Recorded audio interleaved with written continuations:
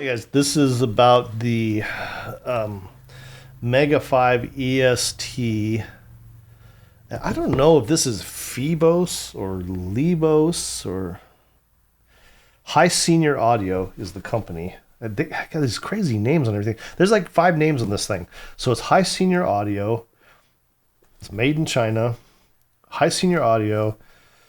I guess you can feel the beauty of the sound. Okay, great. A Mega 5 EST limited edition. This is its let's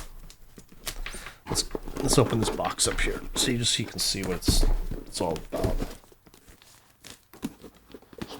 This thing does not like to come out of its box, let me tell you. Its packaging is a little left to be desired there. Okay, so we're going to open here. It says, so the only thing that's in here when you open it is this. It comes with, this is a beautiful case, by the way. I really love this case that it comes with. It's waterproof. Over here on the side, this has your package with all of your tips, accessories, that kind of thing. But the cable and the IEMs are in here. That's it. This thing comes out, nothing underneath there. And that's the box. Okay, so we don't really care. Case though, it's nice, right? It's got this zipped up pouch in the case. I can fit my M15 in here. I can fit my BTR7 in here. I can fit another cable in there, as well as I've got a couple of different tips in there too. Yeah, sitting in there, as well as the IEMs themselves. So comes with the cable and everything in this box when you get it. IEMs are in little white bags inside of these little spots right here, like that. And the cable, of course, is sitting in there. And that's how I put it when I'm putting it away. It sits in there, cable, blah, blah, blah, and then I shut this guy. So it's that. It has also, no, sorry, it doesn't. I'm thinking of a different IEM. So it comes with this, I ordered it with the single-ended because everything I listen to is single-ended and sounds great to me. I can't tell the difference between the balanced and the single-ended on 90% of my gear. Case is waterproof, seals down, nice solid snap. It's got this like carry handle thing that you can adjust. I mean, this is a great little case. I wish they all did something like this, I guess. Get that out of the way, and let's talk about the IEMs. And dirty? There's no earwax on it, I hope. No, you guys won't see my earwax. That's all good.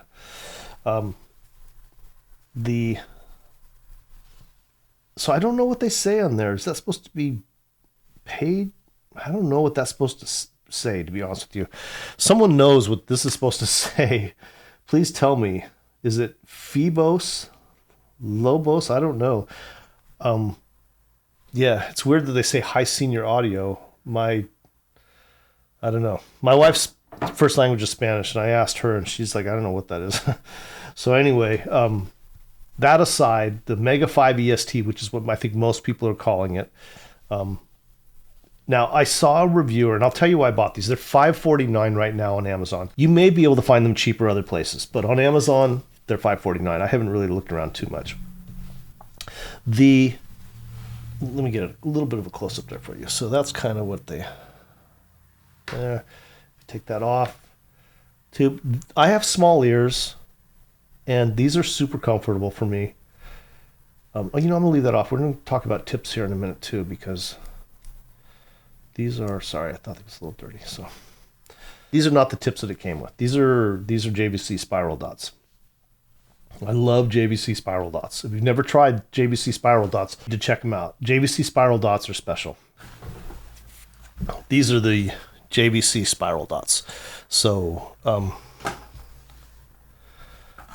yeah, those things are incredible. So they really work. I mean, they really do make a difference over other tips. They've got a little pattern inside. It's in a spiral, and when you put them on, they don't sit all the way down. They leave a little bit of space, if you can see that right there. So anyway, they open these things up a little bit, and they just clean the sound up is the best way to say it. They make everything much more even. And you could try different tips, but if you get a chance, try these things. These things work really well. I'll put a link in the video to those so you know where to find them. I saw a video about these because I wasn't in the mood to go spend $600 on IEMs. I mean, they're $549, but you know, with tax, it's like $570 or something. It's here at least here in the US. So, and there's no telling, you know, I don't know if you're someone that's like a lot of people like myself that are in this hobby and they're always buying and trying IEMs, but, or if you just are randomly stopped on this video and found this, you know, but a lot of the IEMs nowadays sound the same. They just do. If you go $100 to $300 range, or $300 to $500, or $500 to $800, I mean, most of the IEMs are tuned very much the same.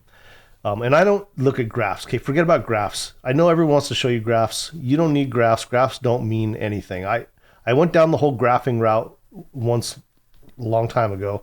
Unless you're graphing these things in a freaking acoustic sound chamber, soundproof chamber, you're going to get all sorts of different, I mean, how you put the tool on the end of these, the microphone that attaches to it, how you place it, which attachments you've got on that microphone, the software you use, the signal you use, environment around you, is there vibration on the desk or whatever it's sitting on.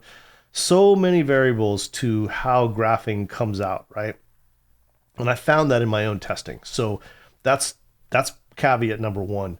The only people who I think should be graphing IEMs are sound engineers in a sound booth who are professionals and have a lot of experience and understand sound engineering so that they can properly graph. Those are the only people that should be graphing. All these other people that are graphing online, whatever. I would not listen to them, to be honest with you. That's like me explaining, you know, nuclear fission to you. I'm not a physicist. I read a bunch of stuff. I bought some cheapo tools and made some other stuff, and I'm trying to explain nuclear fission to you, right? And you listen to me, then you're kind of a fool too, all right? Graphing is something that engineers with very high-end equipment should be doing, and not us, because it's just too many variables involved. Okay, sorry, I'll get off my horse.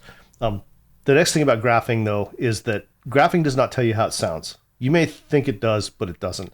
I've seen IEMs that graphed out very flat, or just if I were to look at the graph and say, I don't want to buy those because look at the chart. But then when I actually listen to them, I'm like, oh my God, these are fantastic. I love these things because it's different. What the graph says is what the technicalities, what the BA, the dynamic driver, the piezoelectric driver, whatever is inside of it, it's what it can do technically. It has nothing to do with the tonality, the clarity, or anything else at all. You have to listen to it to know how it sounds. End of story. The graph will never tell you, so don't waste your time with it. Okay, enough about graphs. I saw these on a reviewer's channel, a reviewer I like. I think it's Giz Audio. Yeah, I think it was him. I like his channel. I like his stuff. And I think it was his channel. I hope I got this right. And he said that these were fantastic, right? And I heard another reviewer who I think also knows what they're doing, that said these were kind of like end game, that these were close to speakers. And the things I was hearing were surprising me because they're $549. And from the reviewers I heard them saying this, it was surprising me as well. So I thought, let me order these and see how they compare. Do I have them out? Yeah, I do, I think. Yeah, so the MEST, you guys have probably seen this if you've been in this hobby at all. This is the MEST, the MX, I think the 1. This is my favorite IEM. Of all my IEMs, this is my favorite IEM. And everyone's got their own personal taste. And I haven't heard everything. There's lots of stuff I haven't heard. I've heard the EJ07, the Shure EJ07 is fantastic, is much like these. And I've heard some people say it's even better. I have not heard them, and that's okay.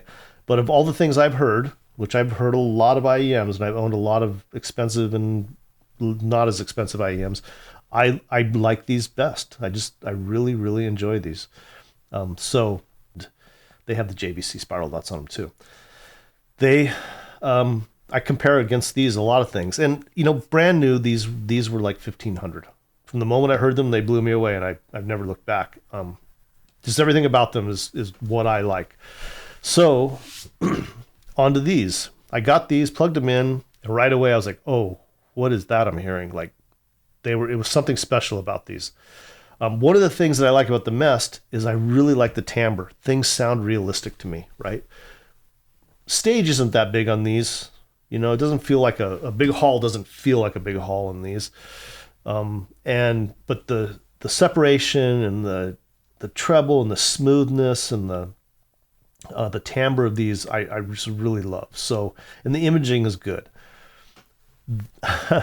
When I heard these sound almost as good as the Mest to me. And in some ways they sound better, and that's the God's honest truth.